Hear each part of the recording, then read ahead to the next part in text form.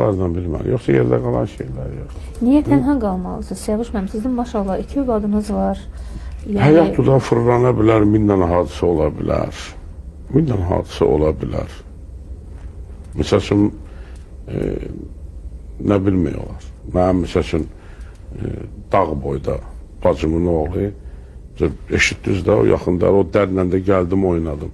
Ürəyi partlayıb, 29 yaşında, 5 dənə uşağı qaldı.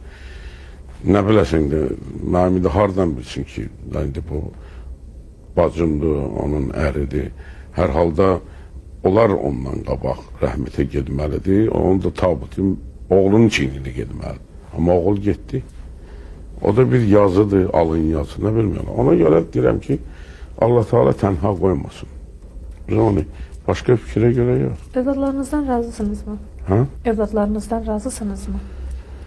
Razıyam. Sizin həyatınızda hansı, belə deyək, hansı anda, hansı qatdadılar?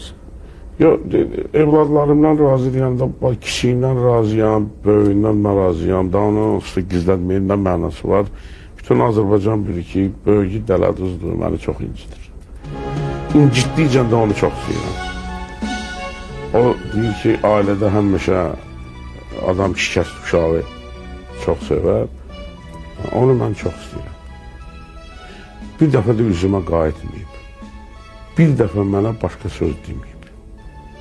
Və ona görə o həmişə mənim ürəyimdə yer edib ki, bu uşağı kim korur? Kim bunu bədbaxt elədi, saldı ortaya.